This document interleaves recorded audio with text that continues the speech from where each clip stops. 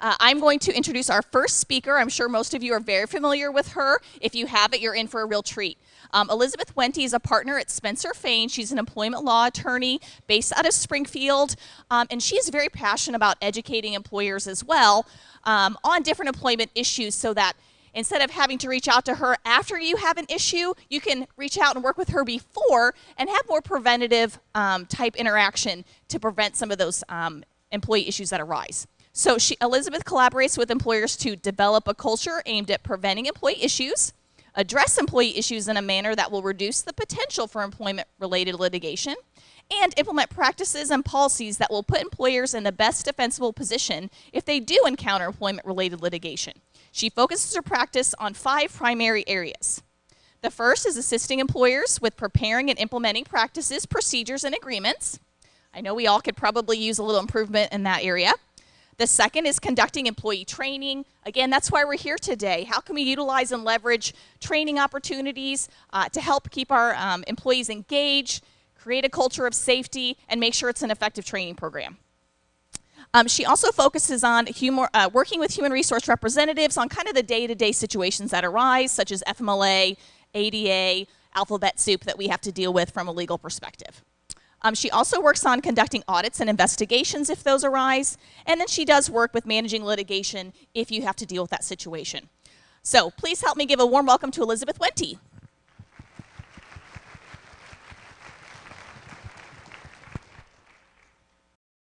So good morning. Thank you all for allowing me to be here today. I want to say thank you to Connell for not only inviting me, but also dealing with my IT issues. If you ever heard me talk before, I run into an IT issue every single time. It doesn't matter where I am, so it's not you, it's me. Not this time. Okay, he says not this time. But I want to talk to you all a little bit about my line of, told you, my line of practice. How many of you all heard there's an attorney coming to talk to us about culture and thought, what? I have a 3-year-old and a 5-year-old. I'm going to wait you out until you're honest with me. Right? There we go. Thank you. You thought, what does an attorney know about culture?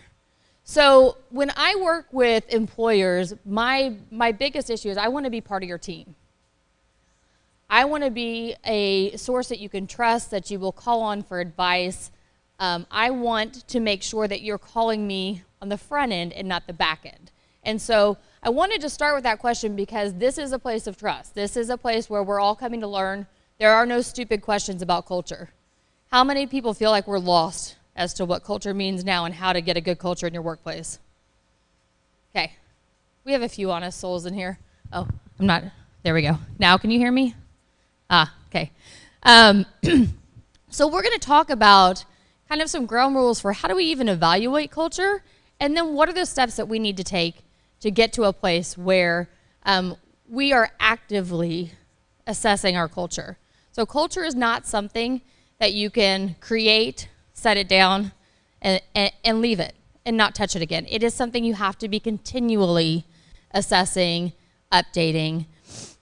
You know, we hear a lot these days. What's the biggest culture complaint that you get in your workplace? Hello? Entitlement? Lack of communication? What else?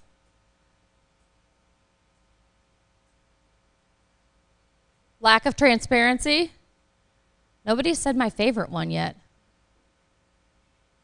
Hey. Nobody's going to say millennials?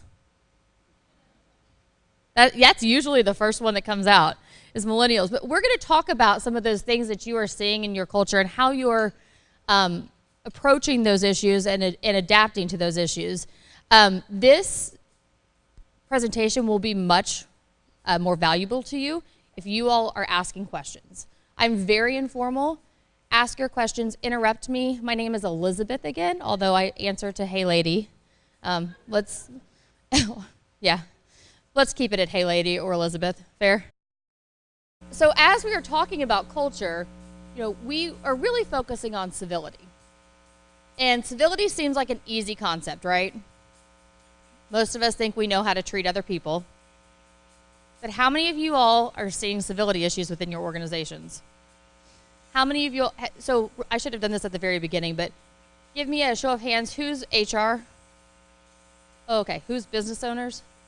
Managers and supervisors? Okay. So how many of you all have thought, I should not have to tell somebody how to behave in the workplace? Okay, if you're not raising your hand, you're not paying enough attention to your people. Because that's the overall theme these days, is I should not have to tell people how to behave in the workplace. But we do. That's where we are right now in our culture, with the issues that we are seeing coming through with the political cycles, with the issues that we are seeing in the media. We are at the point where we are having to tell people what our expectations are as an organization. That's how you set civility expectations, and we were going to talk through that process today. But the first step, I'm sorry, I jump around. Y'all know me, I jump around. But when we're talking about definition, what we're really talking about is treating each other with respect. Are we treating the other human beings that we work with in a respectful way? And a lot of times organizations are really great at training their employees on how to treat customers, right? So how many of you all have a pretty solid outside expectation or communication expectation with your customers? You train your employees on. Anybody willing to share it with me? No? No takers. Okay, that's all right. So we're really good at training our people how to training our people on how to communicate and what the expectations are externally. What we don't do is flip that around and teach them that those same expectations should apply to their coworkers. And if you have those external expectations, that's a really easy place for you to go to start to work on your civility expectations and your cultural values within your organization. So as we're talking through civility, there are a lot of reasons civility is important to your organization. This is a quote, so because I'm a lawyer, I'm going to first go to legal. This is a quote from the Equal Employment Opportunity Commissioner, and she basically says, we know that workplace civility often acts as a gateway drug to workplace harassment. And it's so true. If we could get people to kind of cut out the inappropriate behavior in the workplace and treat each other in a respectful way, you would have much fewer legal claims. Many times the reason you see a legal claim come through is because somebody has their feelings hurt, right? It's because somebody has gotten upset and they feel like they've been mistreated. Wasn't necessarily because of that protected characteristic, race, gender, age, disability, whatever they're claiming. It was because they just overall felt mistreated. So from a legal standpoint, civility is extremely important because it helps us to cut off that inappropriate behavior before it becomes unlawful behavior. So that's one big issue. That's the big issue for us. But for employers, your issues are actually, the more important issues are probably pretty different. Why else do you think civility is important in your organizations? Productivity? Engagement? Somebody said turnover. Turnover, retention, right? Retention's a big issue right now for most employers. And what we hear a lot is millennials are job hoppers. They're job hoppers. And you know, I do a lot of podcasts listening because I have 2 little kids, so when we're at home, we read books that are Sesame Street oriented. But listening to podcasts, and they're talking about civility in the workplace. And they're talking about retention and millennials, and they say, you know, loyalty is built. Organizations don't automatically get loyalty from employees. You have to build that loyalty. And we're not doing a great job of that as organizations anymore. So we'll talk about that piece today as well, because that's going to help with some of the bigger issues. So you've got, it deters legal claims, it builds diversity and inclusivity, which is also going to help. Y'all just yell at me if you can't hear me, or wave your hands in the back, okay? Which is also going to help you have better employees that can connect better with your customers, because their customers will then see people that look like them and act like them and have their experiences. It's going to reduce your inappropriate behavior. So those of you that are in HR, how many times a day do you think I feel like I'm babysitting? At least twice a day, right? At least twice a day you think, I feel like I'm babysitting. So it's going to reduce some of that inappropriate behavior and some of the what I refer to as high school drama that occurs in the workplace. And the piece that I think is really important here is this is everybody's responsibility within the organization. As we talk about how you make these changes and how you implement civility in your workplace, the biggest issue that I can identify for you is when organizations try to make culture changes, they start with for what I'm going to call rank and file employees, for lack of a better term, with rank and file employees, because that's the mass number. That's not where you start to make a culture change. That culture change has to come from the top down. And it has to be more than words.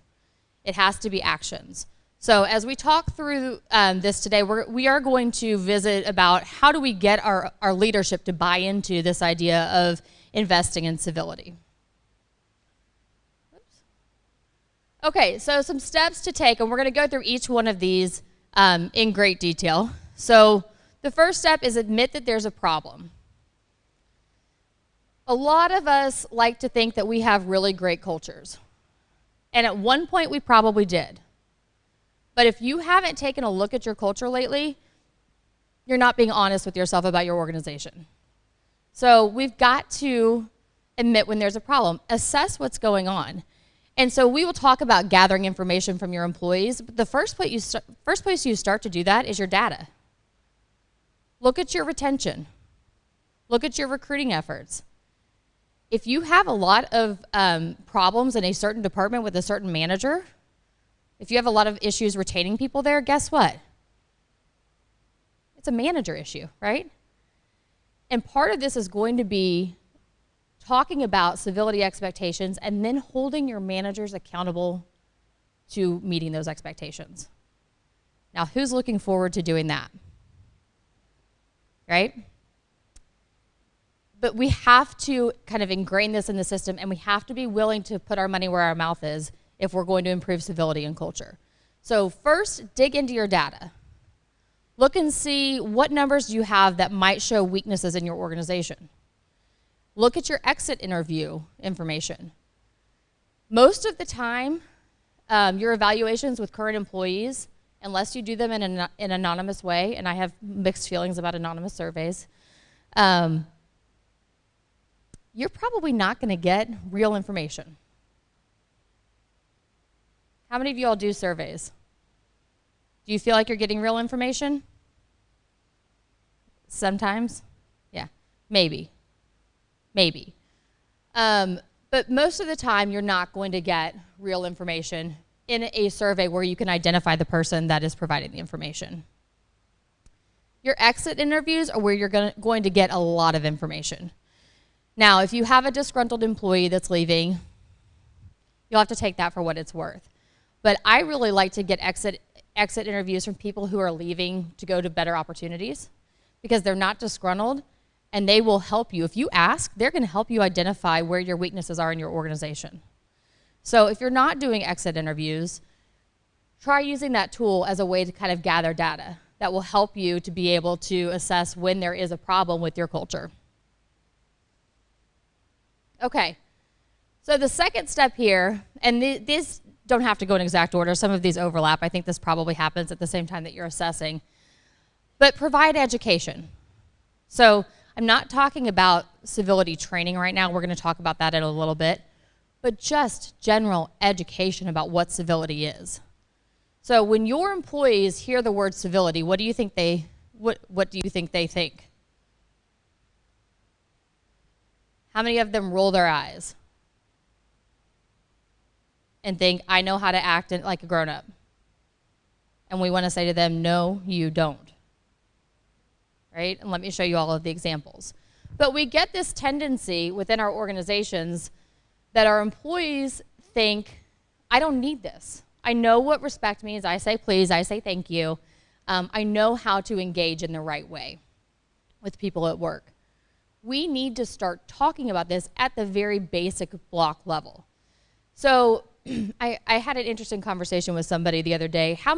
Talking about personalities and communication styles, how many of you all are direct people? You say, give me the, I got a few honest people like straight up in the air. You're direct, give me the bottom line. You want the bottom line? The bottom line is if you don't fix your culture, you are going to see significant legal expenses and retention issues. So for your bottom line people within your organization, that's how you have to talk to them about it. Go to your dollar amounts.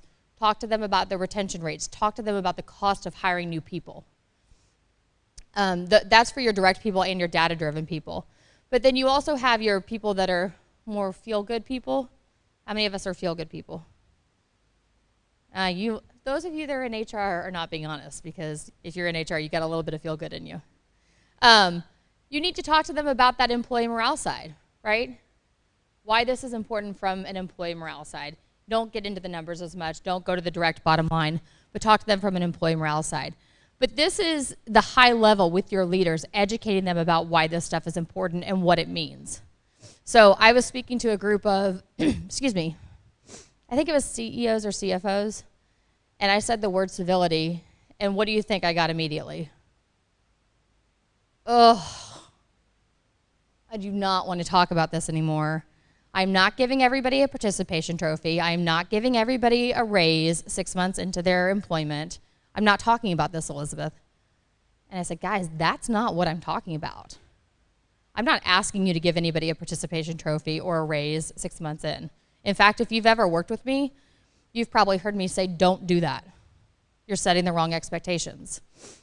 But talking to our leaders specifically and our managers about what civility is. So the definition of it, the purpose of it, talking them through where you can save money. That dollar sign is always going to be important. Talking to them about the difference between civility and illegal behavior. So what I hear pretty frequently is, hey, Elizabeth, we do harassment training or discrimination training annually. I say, that's awesome. But that's not what I'm talking about. So civility is different than harassment and discrimination. It is that step before harassment and discrimination. You can combine the two concepts when you talk about them, but we have to draw that line for people that don't work in our area very often. So those that are not living and breathing HR on a daily basis probably don't understand that there is a difference between civility and illegal behavior or unlawful behavior. So helping them understand where that line is, what that means. And then educate on the process to develop or reaffirm the change in the organization's culture. So back here, I don't remember who it was back here. It might have been Tiffany. Hi, Tiffany. That said lack of transparency is one of the biggest issues in culture in organizations today, and that's true. So as you start this process, don't try to hide what you're doing. Educate your top leaders, but also educate down to your rank and file employees about, here's what we're doing. We are going to make a culture change. We are going to start by educating on these basic principles, gathering data, and then we're going to look at possible change. Because if you don't educate on what you're doing, you're setting up this discussion for failure from the very beginning. Because if you go out and start gathering data and start talking about these concepts and you don't explain what you're doing, what are your employees going to assume is happening? Nobody's got a guess? Somebody's getting fired. A lot of people are getting fired. Usually what they think, because they go to worst case scenario, is we're having layoffs. This is a reduction in force. They're going to reorg. That's why they're talking about all these concepts. Sound familiar? So be transparent on the front end. You'd much rather tell them what you're doing than have them guessing, because if they're trying to guess, it's always going to be worst case scenario. Fair? Okay. So the next step is that we start the discussion. So we're going to ask for real feedback. What does this look like? So we've already talked about surveys.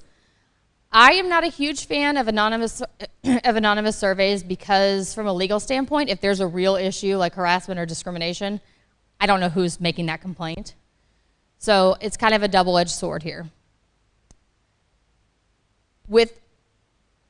evaluations that are tied to, or surveys that are tied to somebody's name, you're also probably not going to get real feedback. So you have to decide within your organization, are you willing to take the risk of implementing that anonymous survey and potentially having some things come up that you can't address from a legal standpoint. Sometimes it's worth it. Other times, I like to go down the path of having face-to-face meetings. Because even if you're sitting with that employee one-on-one having a discussion and they're not telling you much, what is their body language telling you? Everything, right? Their body language is going to tell you everything. So I am a huge fan of, I don't know that HR is the best person to do this, which is unfortunate. If you don't have the perception of HR as the principal in your organization, you know what I'm talking about? Every employee feels like they're going to the principal's office when they go to HR. If you don't have that reputation, congratulations to you, because we all want to know how you did that, first of all. But second of all, then HR can run those interviews. Otherwise, the managers are usually the best people to gather that information. Now, how many of you all just had a small heart attack? Okay, yeah. So for those managers in the room, I'm not talking about you. Okay, just to be clear. Because you're here, you're getting education on HR issues. You understand the basics at least. We have a lot of managers that don't. And part of that is our fault as employers, because we oftentimes, who do you all look for to promote within your organization? Who do you promote? It's not a trick question. People that are good at their jobs, right? That are good at the day-to-day functions of their jobs. But that is a very different skill set than being a manager. It's a very different skill set than supervising people. So when we talk about managers not having enough awareness to be able to conduct these interviews, that's partly, it's actually probably the majority our fault as employers, because we're not giving them the tools that they need when we promote them into management. So think about that as you're thinking about how you're developing your managers, which is a totally different conversation, but make sure you're giving them the tools that they need to be successful managers, not just good rank and file employees. So back to having our managers conduct these interviews and start these conversations with your employees. If you go to them as HR, you're unlikely to be able to gather much information. Your managers have a better relationship with their rank and file employees, and those are the employees who are going to be able to tell you if your culture actually matches up with what you think it is. So train your managers on how to have these conversations. In that same regard, you have to train your managers on what the legal issues are. Because more often than not, in these conversations, you're going to get harassment, discrimination, retaliation issues that are raised. Sometimes even ADA, FMLA issues. Your managers have to be able to spot those issues. They have to be able to know what to escalate and when to escalate. Because once they know information, the organization knows information for purposes of the law. So talking to them about not only how do I conduct these interviews, but what are the red flags that I'm looking for from a legal perspective. And then invest money in developing a civility program for employees. This is going to look different for every single organization. But I will tell you that one of the things that is most effective for people is when they see an organization's leader putting money where their mouth is, right? When they see you backing up what you're saying with dollars, that sends the message that you're serious about this issue. So developing a civility program can mean a lot of different things. It can mean investing in training. It can mean investing in mentoring programs. It can mean providing communication training. It can mean a lot of different things. So it'll depend on your organization. It'll depend on the industry that you're in. But putting money towards the issue shows employees that you are serious. Okay, we also want to make sure we're evaluating the current culture, and we've talked about this a little bit. But it's good to start when you are interviewing your rank and file employees. You also want to get a sense of, what do your leaders think the culture is?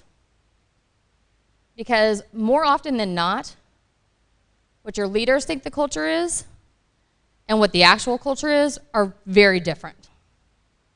They are very different, especially, and I don't mean this in a bad way, so please don't take it in a bad way, but especially in family-run businesses, which we have a lot of when the growth happens with a family-run business,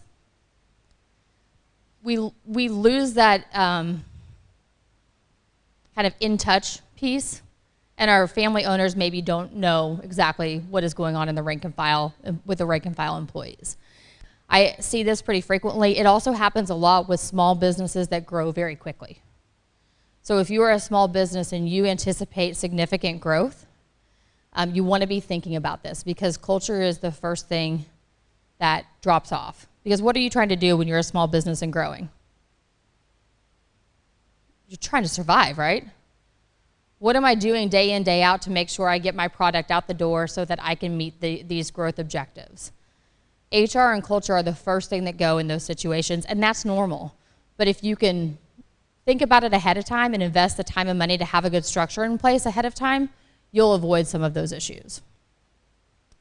We've already talked about a little bit about the one-on-one survey, or the surveys and the one-on-one meetings. The one thing I caution you on, since a lot of you are HR people in here, is don't assume you know the answers that you're going to receive.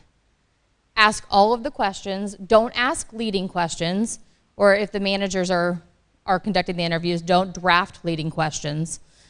Make sure you're really leaving room for an open-ended conversation. Talk about what respect means to you in your organization. So this is an interesting topic these days. I blame cell phones. How many, the rest of you blame cell phones too? All right, I want to hear why you blame cell phones, because I bet my reason is different. But if you've heard me say this before, don't tell my reason. Why do you think cell phones are to blame for respect issues?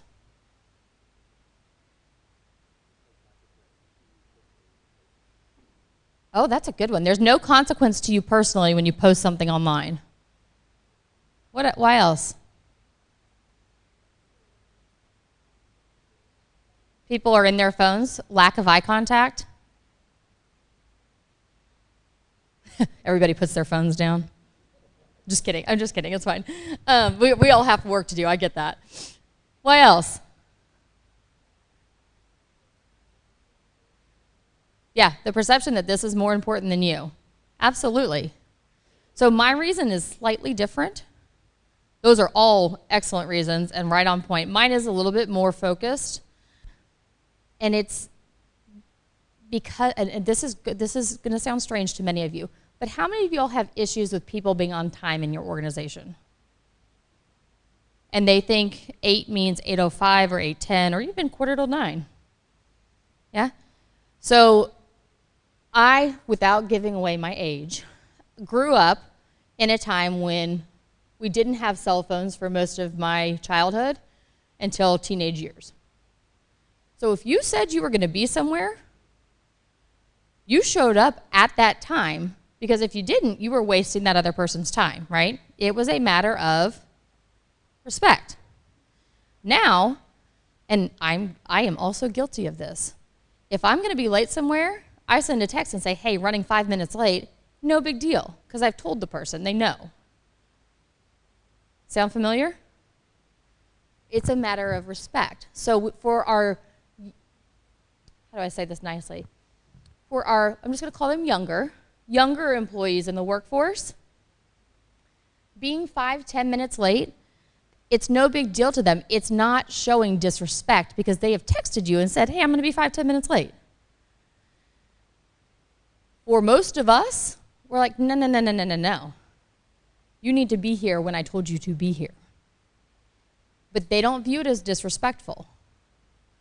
What are some other areas that you all feel like there's a disconnect in what is respectful conduct and disrespectful conduct?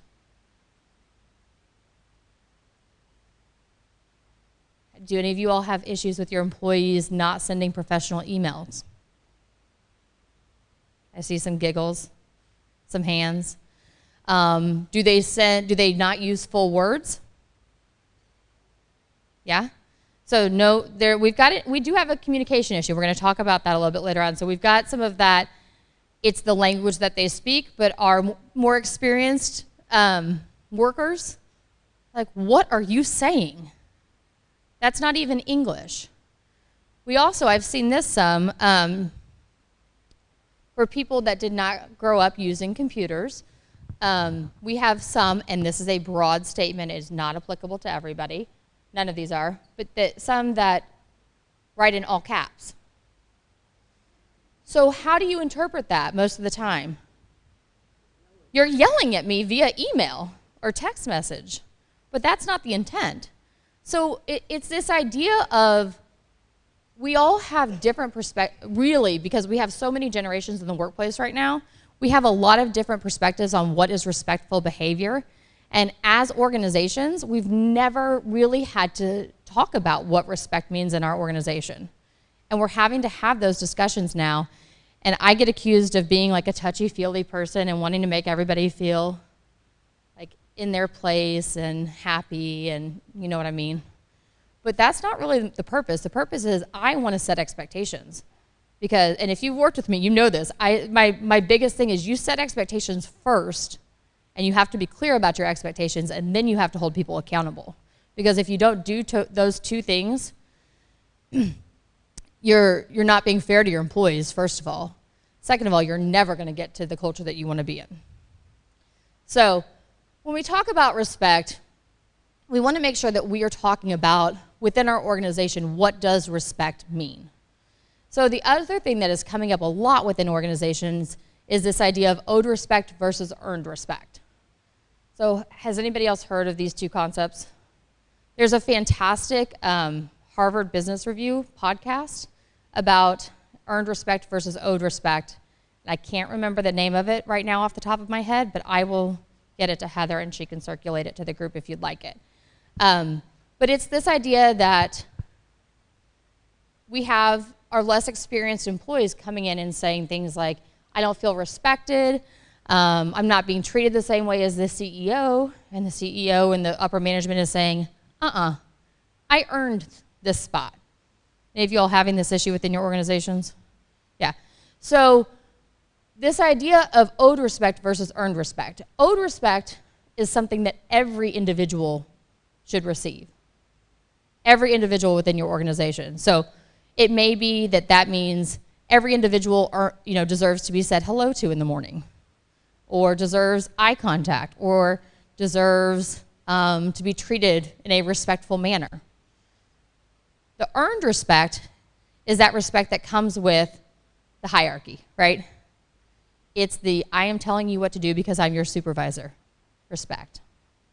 So defining what these mean within your organization and having these conversations on the front end with both your upper management and your rank and file employees is going to be extremely important. Now, I can't define for you what that means within each of your organizations, but you all are probably, as you start thinking about these concepts, some things are going to come pretty naturally to you, right? So what are some examples of owed respect that every employee in your organization should get? There's coffee over there. Safe workplace. That's a great one. What else? Their time off to be respected. Ooh, that's a good one. What else? Their supervisors should treat them with respect. And so I would say take that a step further and talk about, what does that mean? Kindness. Don't yell and scream. I'm not implying that you all have any screaming supervisors. Treat them like they're a person that has an important role in an organization. This all sounds kind of like duh, right? Say yes. Yes, it sounds kind of duh. You would be shocked how few managers have had these discussions within their organizations. They've never been given these expectations. It's my way or the highway type of a teaching style or environment. So what are some examples of earned respect?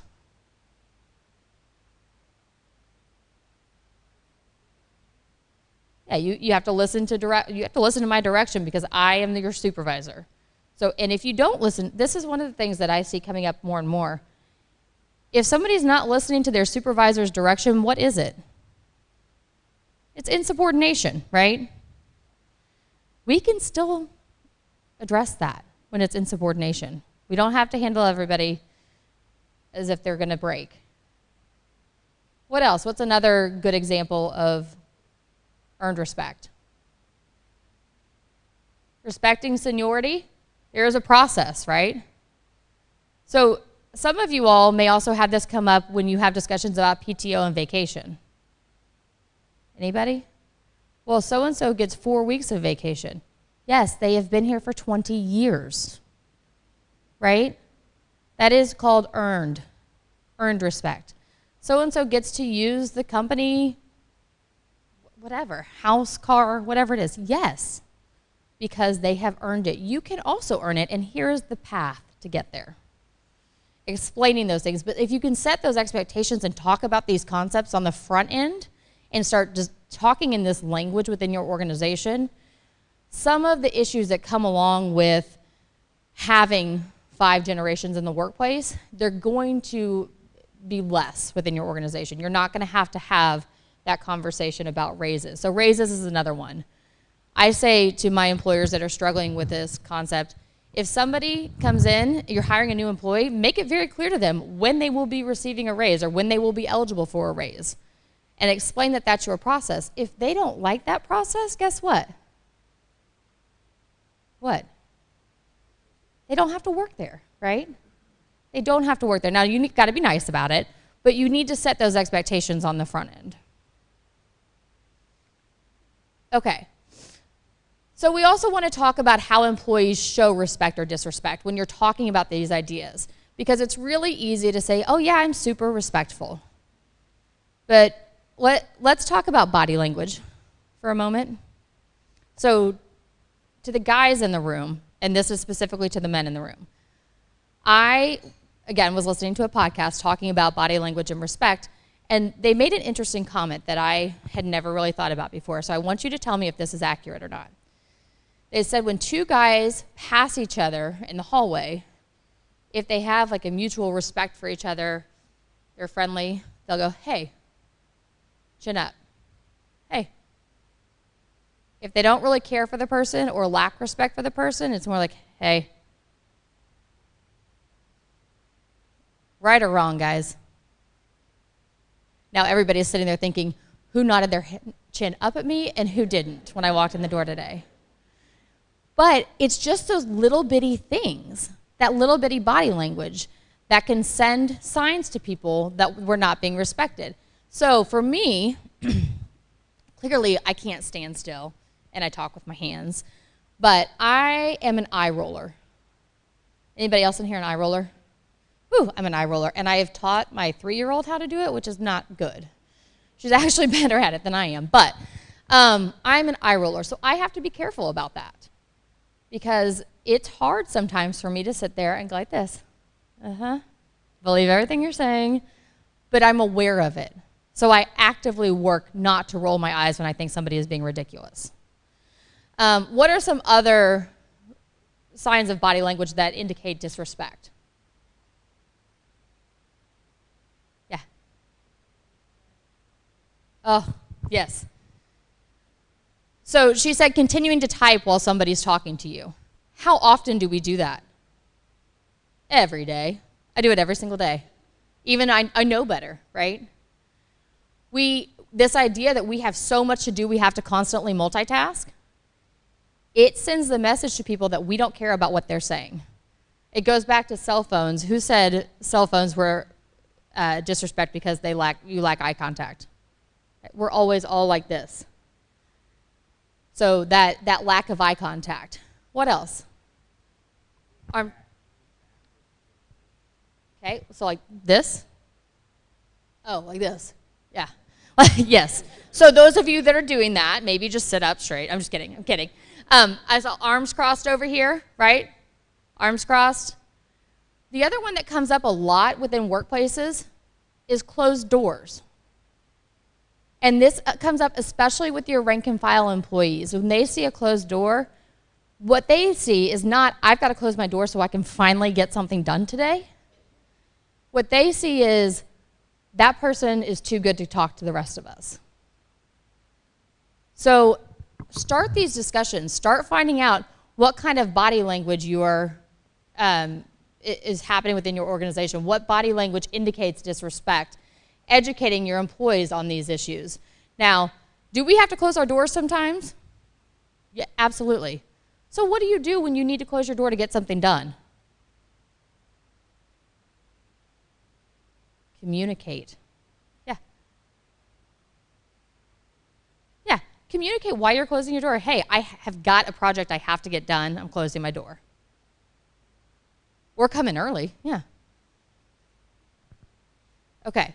Oh, I thought I saw a question over there. All right. So with written communications, how do we see respect or disrespect in written communications? Do you like those or not? So the answer up here was fluffy words in an email. Okay, so I have an excellent example of this. So the response up here was you kind of sometimes have to put some fluffy words in there. So I'm going to assume that you all think I'm extremely pleasant. Okay, let's just go with that. Fair? So in my line of work, you're supposed to say, yes, Elizabeth, we do. No, I'm just kidding. In my line of work, I see a lot of employee emails, as you can imagine. I dig through a lot of employee emails for purposes of litigation. I see a lot that is not the most professional communication. Fair? So I send very professional emails. I used to. They were very to the point. They didn't have a lot of exclamation points. They didn't have a lot of fluff, shall we say. About a year into, this is not at my current firm, at a firm I worked at many years ago, about a year in, received some feedback, shall we say, that I was a word that started with a B. And I was like, what? I'm okay, I think I'm pretty nice. Like, your emails are terrible. Like, you come across terrible. You're a B. So I now, if you get an email from me, it usually has an exclamation point and a smiley face in it of some sort. Because that was never my intent. I thought I was sending professional emails, but it very much came across that way. So, you know, you do have to, there's a line, I guess, a balance there about indicating respect and disrespect. What are some other things that you see in written communications? Personality.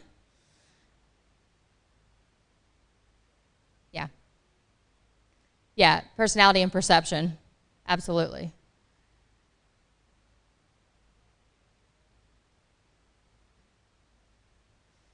Okay.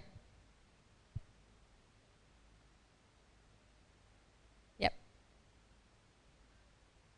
Yeah, so she's saying if you provide too much fluff in your emails, sometimes your customers, your outside people see you as an outsider, just that, if you're not having a real conversation with them as though you're their partner. So this can be a tricky discussion, but part of the issue here is having the discussion internally within your organization to talk about what is respectful and what is disrespectful. Because sometimes your employees haven't even thought about it. It has never, like my email approach, never occurred to me that that was going to come across as the B word. Okay. So this is one of my favorite lists to use when I'm talking with like full organizations, because when I go in to talk about civility, a lot of time the full organization will say, no, we're great, everything's hunky-dory, there are no civility issues here. And so I break out this list. And I say, do you see any of these things in your organization? And most of the time the answer is yes, to at least 2 to 3 of them. How many of you all said yes to at least 2 to 3 of them when you read through this list? Okay, you want to know the really hilarious thing about this list? My sister-in-law is a former first grade teacher. This is a list from a series of children's books on getting along. How terrifying is that? But it's so true. We're having to go back and teach the fundamentals and set those fundamental expectations again. So use this list when you're training and talking to your employees to bring some self-awareness. And then when you tell them it's a children's book list, they kind of, it's a little bit of like, oh man, right? So it's a good tool, but you'd be surprised how much of this is happening in our work, or maybe you wouldn't as HR people, but it's happening a lot in the workplace. So the next step is assessing your communication abilities. This is a big one. I'm just going to check my time real quick. Maybe. Okay. This is a big one for me. I think most civility issues arise because of communication. So looking at your organization and seeing what are our communication abilities. So this goes back to that idea of, have we provided our managers, our employees, with the tools that they need to have to be good communicators? So look at, do we have a lack of communication? Is there altogether a lack of communication between certain groups within our organization? Are our communications clear? Are they timely? And are we providing contradicting communications? That's the one that I think I see the most, is that people are getting different instruction and different direction from different groups of people. So assessing what is happening within your organizations as far as communication is extremely important as one of these initial steps in looking at implementing civility, because we have to know where we stand. And part of this you're going to have to gather by asking the questions of the employees. Do you feel like you're getting communication in a timely manner? So I'll give you a good example from a personal example with timely communications. Again, this is at a former firm many years ago. I was an associate, and that specific firm was very good at providing communication to the partners about what was happening and the staff about what was happening, but the associates never got that communication. So we would learn from the staff about a change that was coming up and feel lost and feel disrespected because nobody took the time to communicate that to us. So thinking about, are we sending out timely communications to everybody, and are they clear or are they contradicting? Look at some of the methods that we're using to communicate. So become really familiar with how your employees are communicating with each other. I'm going to get on my soapbox for just a moment. I'll be brief. How many of y'all think your employees are communicating via text? So from an attorney standpoint, I do not like text messages for so many reasons, but primarily because they're usually texting on their personal phones, which is not something that we can recover. I mean, we can recover it, and we can subpoena it, and we can get their personal phone, so it's not, unless if you're a public entity, then that's a whole different ballgame, as you know. But we lose those text messages after a certain time. And it's hard to get and expensive to get a forensic image. So I would encourage you to tell your employees not to communicate via text message, but I know that that's not a realistic expectation. Okay, so back to what we're actually talking about. Look at how they're communicating. Is it via text message? Is it via how else are your employees communicating? Office messaging. So what's that called that everybody's using now? Slap, thank you. Slap. Any of you that don't know what Slap is, it's kind of like I am for the office. Fair? Yeah. Which is usually a much more casual conversation, shall we say, than what they're going to put in an email. So looking at what methods are they using to communicate. Look at your leadership's ability to communicate or lack thereof. Have we set those communication expectations? Evaluate the communication styles within your organization. So one of the best things that I have seen done is to have somebody come in and do the DISC assessment for communication. It is a fantastic tool because you suddenly learn how you communicate best, how you receive communication, but also how people perceive you. So if you are looking for a tool to utilize within your organization, that is a good one. You want to look at and this is another big issue when it comes to supervisors and managers. Do our supervisors and managers have the ability, have the tools, have the confidence to have difficult conversations? Because a lot of times, they don't. They don't know how to have those difficult conversations. They don't particularly want to have the difficult conversations. And so then what happens? They don't have them, and then what happens? They want to fire the person, right? And they haven't had that difficult conversation. So taking a step back and saying, have we given them those tools to have the difficult conversations? And then looking at, are you giving any communication training? What are you doing as far as teaching your employees how to communicate clearly, how to communicate in a professional manner? So gathering that information on the front end. And none of this, like information gathering, is going to be helpful unless you're actually listening.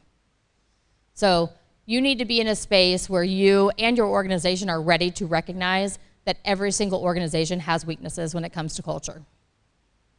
Every organization has weaknesses, and every organization has opportunities to improve.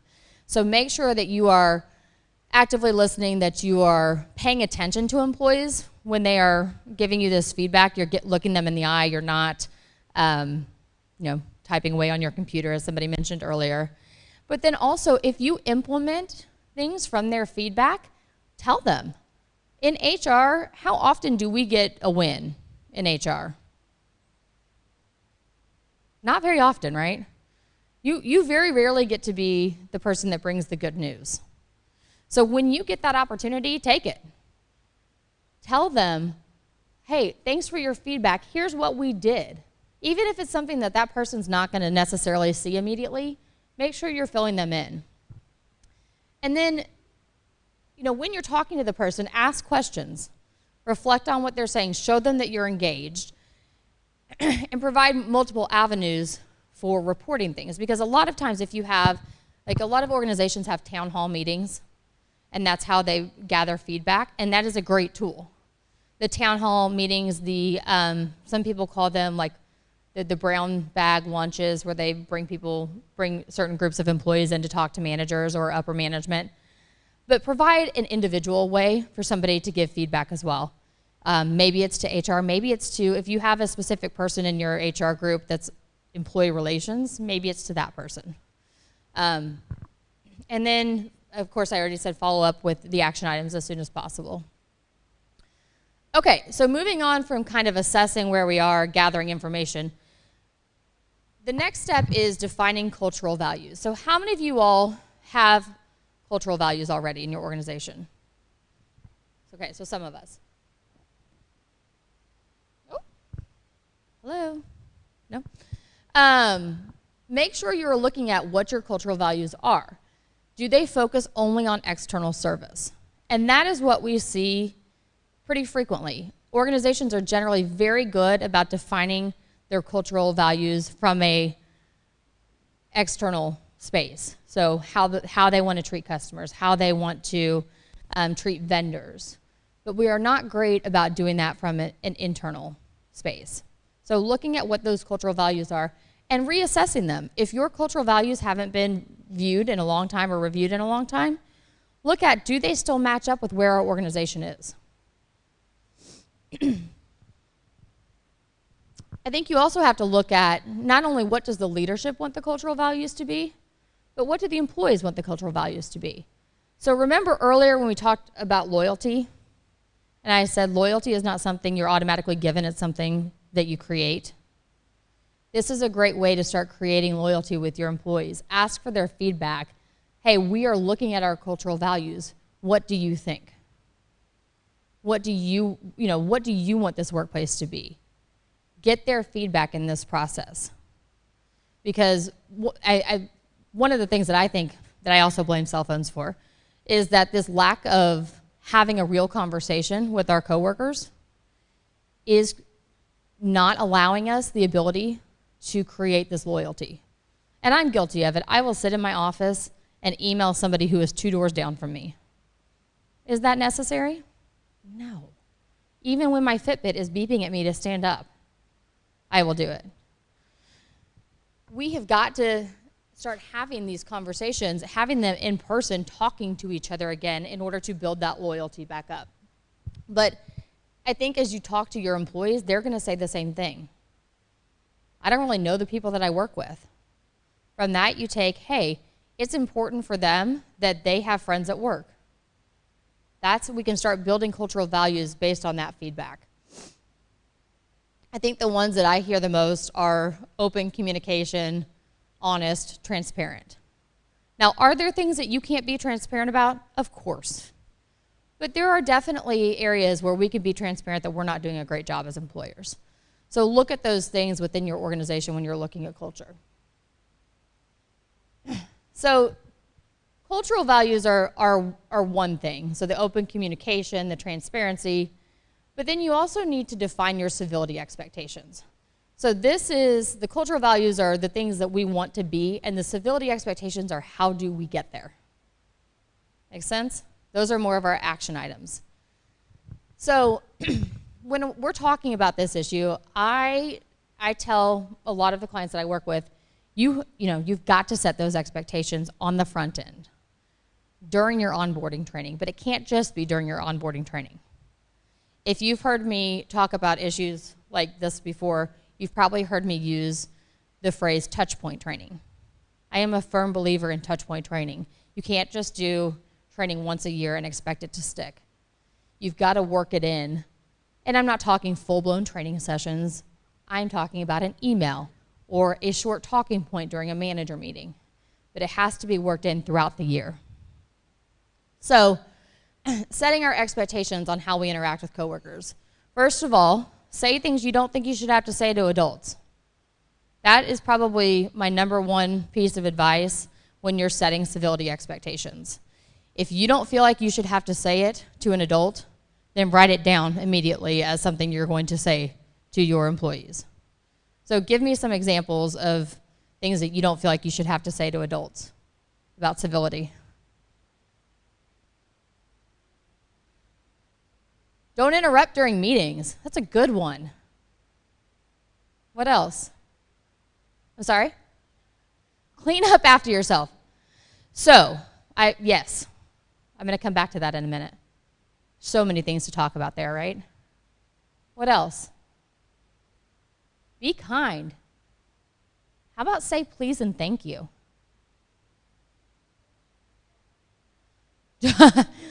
So that is don't share everything. Yes, there are boundaries. I blame social media for that one.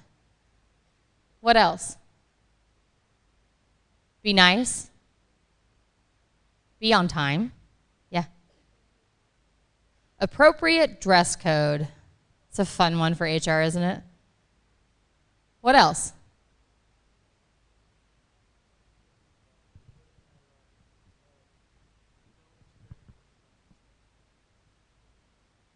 Yeah. Very true. So he said, was it the Army? You said, when I first became a supervisor, the best advice he got was don't expect what you don't expect. Did I say that correctly? Yeah, so don't expect what you don't expect. And I love that. I'm going to borrow it if you don't mind for future. He's absolutely right. You have to set those expectations. And it's not just the performance expectations. It is the civility. How do we show respect to each other? Make your request about expected behavior specific. So this comes back to communication a little bit. One of the examples so I have a business coach that I work with, and her name is Deb Fetter. Some of you may have heard her speak as well. But she gives a really good example that I borrowed from her. So if I ask you to order pizza for dinner, what are you going to say? Okay, well, you all are a more responsive group. My husband goes, sure. Right? Yeah, sure. Well, what information do you need to know there? What do you want on it? Where do you want it from? So if you have kids, you know that these are very important questions. What kind of crust? Yes. How much? Who's coming? Are there food allergies? Right? Do you want cauliflower? Huh? Who's paying? That's a good one. That's a really good one, actually. But it seems like such a simple question. And I'd say the same thing to you. A lot of times when we're talking about civility, be kind seems like a simple instruction, doesn't it? But we have to tell people how to do that. What we mean by be kind. Do you feel like you should have to do that? Nope. Am I telling you that you have to if you want to make these changes? Yeah. You have to figure out, what does that mean? What does be kind mean from your organization's perspective? So making your request specific. Do not make assumptions about an employee's understanding. So you all know the phrase, assuming makes a, yeah, well, you don't have to say it, but you know what I'm talking about, right? Don't assume that they understand what you're talking about. You have to show them. You have to show them. You have to counsel them. You have to coach them. This is just like performance issues. It is something we have to actively work with our employees on. We have to have those touch point training moments because these are the things that fall to the bottom of their list when they are trying to get their day-to-day functions done. Be specific when describing the consequences for failing to meet expectations when it comes to civility. Not only be specific, but you have to mean it. If you're going to say, yeah, these are the expectations. If you treat people terribly, we're going to fire you, but then your high performer treats people terribly and you let that person stay on, everything that you've worked to do is out the door. So you have to set your expectations and you have to hold them accountable. And to be able to do that, your leadership has to have bought into this idea of culture and civility and why it's important within your organization. And put the expectations and consequences in writing. Yeah, I know, I'm an attorney and I tell you to put everything in writing, and HR people and managers despise me for that. But this is one you need to be putting in writing, whether it's in your handbook, whether it's like the top 10 things that you have on your wall, however you want to do it, but put it in writing. Because that's another way to indicate to your employees that you all are serious about this change. Okay, so an example of this, one of the company's values is clear communication, okay? So what are examples of expected actions the company can set regarding clear communication? I'm actually asking you. Y'all only have to listen to me for 20 more minutes, right? You can hang in there with me. What are some examples of expected actions? I'm sorry? Counseling occurs off the line. That's a good one. What else? How many of y'all have been in meetings where there's a wandering agenda? It's fairly frustrating, right? Set the expectation that in order to be clear, we want to have an agenda and we need to follow that agenda in each meeting. Sounds simple, doesn't it? How many think, yeah, I can think of somebody in my organization that would help? You're not going to raise your hands because they're in here? That's okay.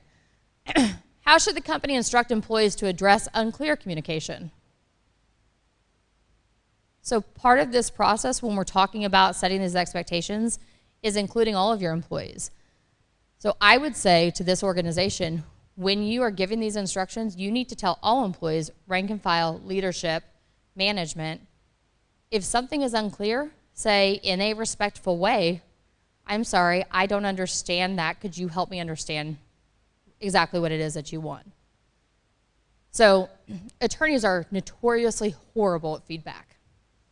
Yes, should we know better? Yeah, but we're not good at it.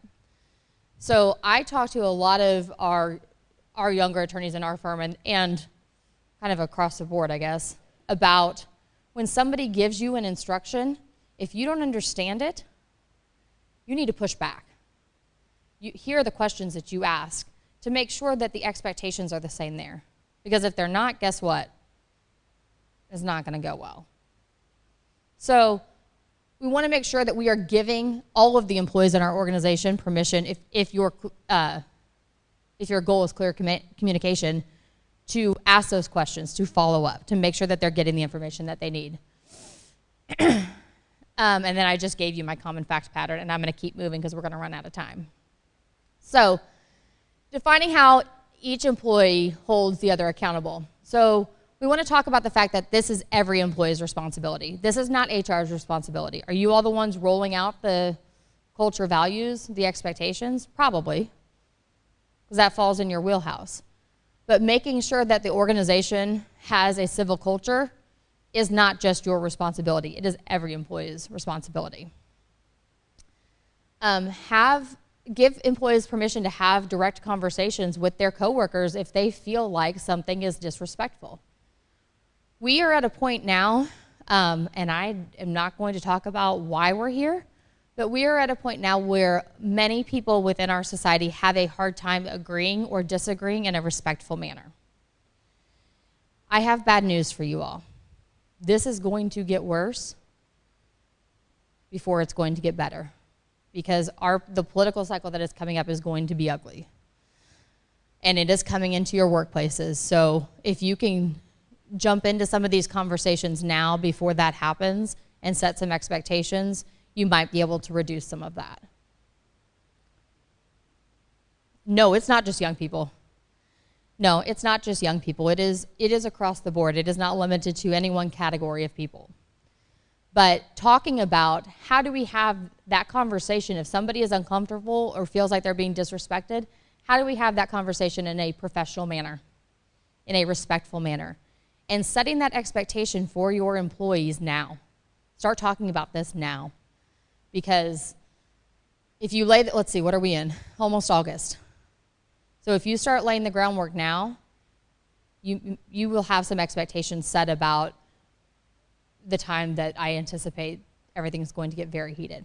So just a little bit of extra information here because we have a lot of HR people. We anticipate that the Supreme Court decision about sexual orientation and transgender status and whether or not they're protected categories will probably come down around January 2020, right in the middle of the political cycle. So start thinking about how that's going to impact civility within your workplace as well. Okay.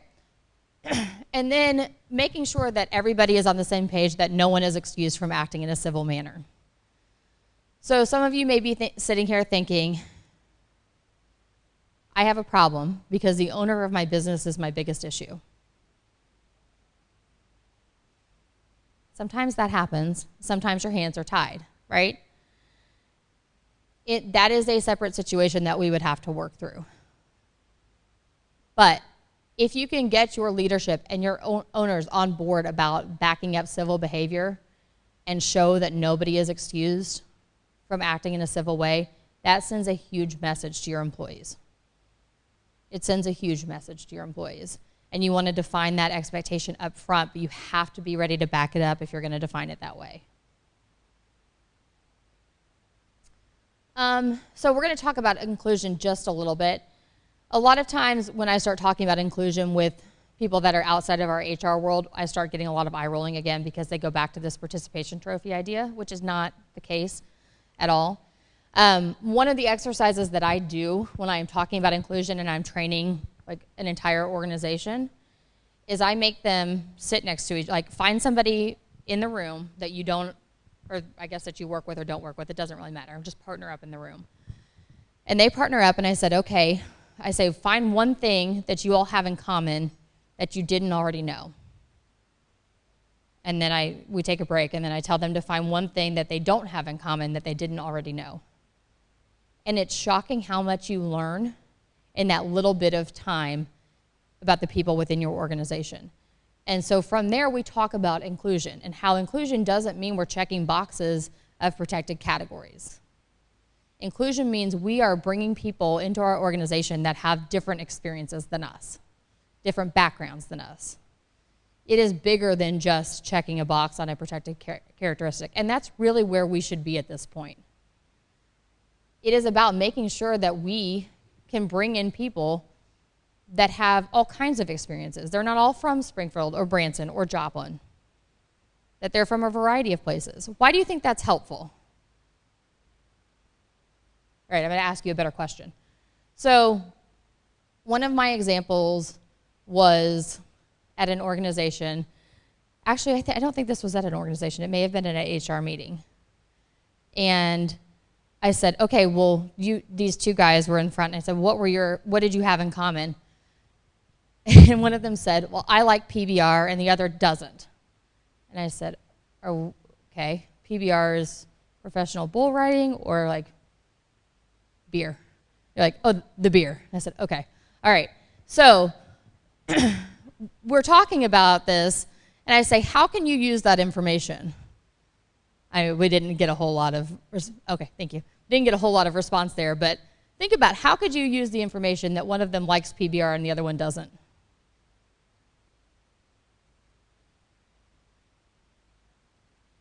Okay, let's try a different one.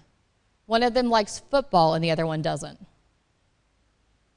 Think about your new employees. New employees, the first day they come in that door, that's the best impression of your organization that they're going to have, right? If you know that a new employee doesn't like football and you pair them up to mentor with somebody who loves football and talks about it nonstop, how is that going to go? Not well, right? Not well.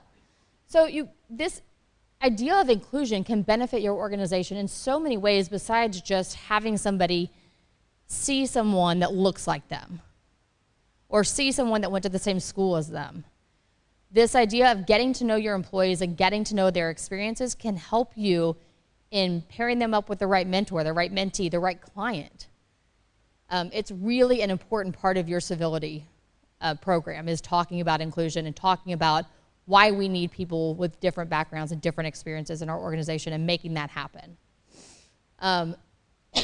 Because I do think inclusion has gotten a little bit, the word itself has gotten a little bit of a bad rap as something that's like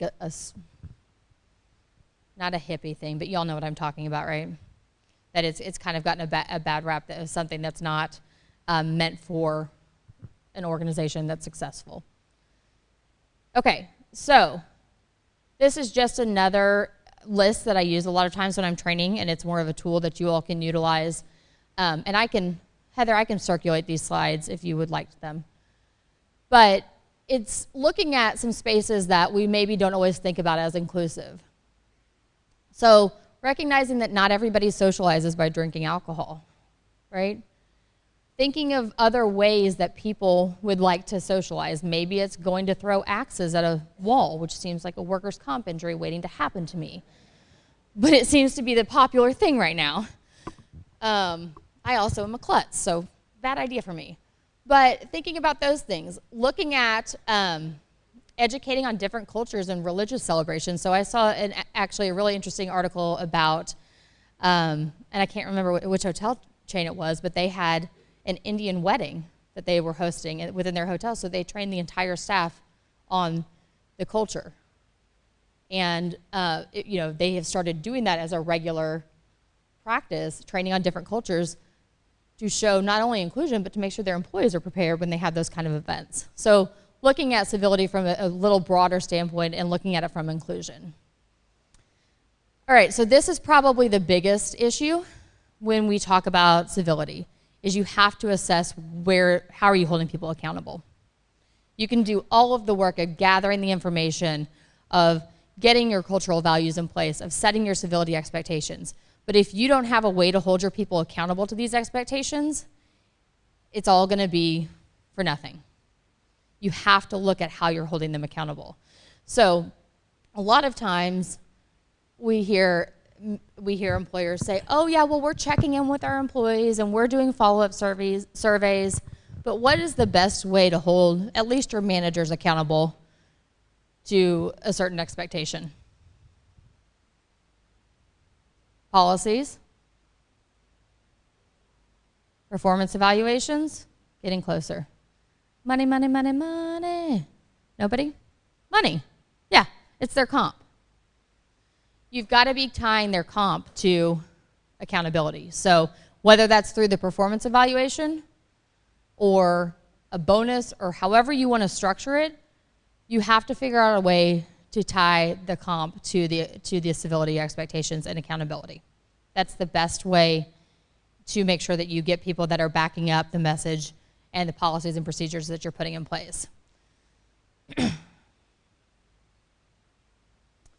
So for training, we've talked a lot today about training your managers and talking to your managers, but you have to train everybody on these expectations. Once you have your civility expectations in place, it has to be something that you train and educate all of your employees on. It can't just be your managers, it can't just be your leadership, because you want to make sure that everybody understands what those expectations are. You want to make sure that they're specific. You want to make sure that civility training is not an area that you want to put it on a computer, because they will just click through that and hit yes, submit, I finished it. So force them to have interactive training. Part of civility is also inclusion, which is also getting to know your coworkers. And one of the best ways is for them to bond over having to sit and listen to somebody talk, right? So get them into interactive training. Make sure your training is including some examples for them to work through. I did some training that, we use table cards. Have you all ever played that game that they have for, I think it's meant for more like happy hour or dinner parties, where they give you table talk cards to start conversations? So we used some table talk cards to start conversations with our employees about civility. And it was very eye-opening, I think, for everybody in the room. So having those conversations, talking through those points, making sure that you're asking them to hold each other accountable. And then how to report if somebody is acting inappropriately. At some point, this could become a disciplinary issue, and you have to be ready to act with a disciplinary action if people are not acting in a civil way. Also, we talked about this a bit already. Train your managers on holding employees accountable to expectations. Train them on conflict resolution. Train them how to have those difficult conversations.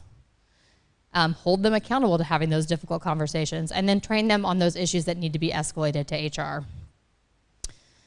I'm glad I got to this. I was worried I wasn't going to. Train on communication. So, how many of you all are looking at me like, what is she doing? Thank you. So, this is my emoji quiz, because this is a popular way to communicate now, is via all emojis. How many of y'all have received one of these messages before and been like, what are you talking about? Okay, so this is the quiz, quickly. These are children's songs, because that's where I live right now. So I want you to try to guess, what's the first children's song? Titles of children's songs. Old MacDonald. What's number 2? What's number 3? What's number 4? Ah, yes. I'm impressed with your emoji skills, whoever got that. What's number 5? My assistant got creative with my cat there. Cat and fiddle. So I gave you easy ones. I spent some time looking for emoji quizzes, and let me tell you what, if you need some entertainment, if you need to blow off some steam one afternoon, that's the way to do it, because it's very confusing.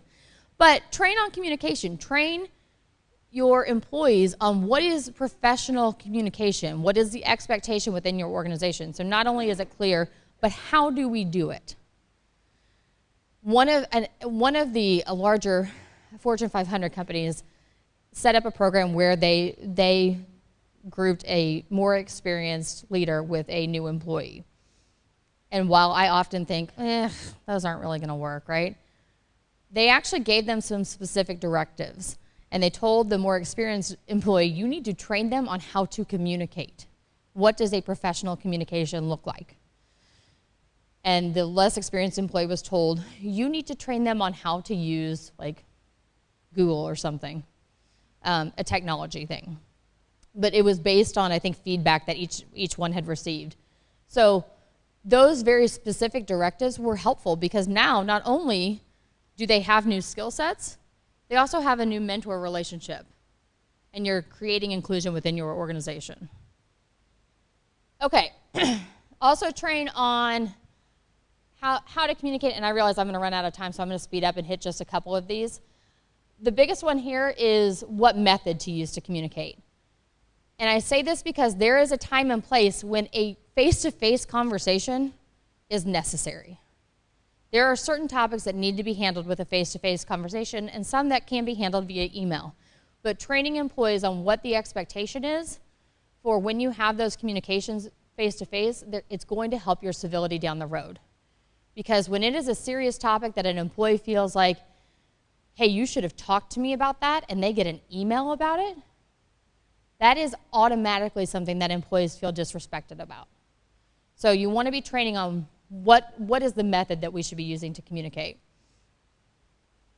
And then make sure you're implementing some accountability tools. We've talked about a lot of these already. I do think you should update your performance evaluations. You got to tie it to money, but you should be updating your performance evaluations. Very few performance evaluations include civility and accountability for civility within the evaluation. It's generally more focused on the day-to-day functions of the job. I will hit on this last piece. If the manager is not meeting civility expectations, I encourage you to go back and look at why. Before you jump to, hey, you're not doing what I told you to, go back and make sure you gave that manager the tools to do what you've asked them to do, that you've given them the skill set and the training that they need. Okay. I think I am done. My key points here to leave you all with is that you have to get your leadership on board. They have to be the ones backing this up, being the example for your organization, and talking to them, figuring out their communication style and talking to them about it in the way that they can hear you is the way to get to them. So whether it's through dollars, whether it's through retention numbers, whether it's through legal costs, I'm going to hope nobody is there yet, but figure out how you talk to your leaders so that you can get them on board, because that is the most important step. And then I think I am done. Thank you all very much for having me. I'm going to stick around for a little bit if you have questions.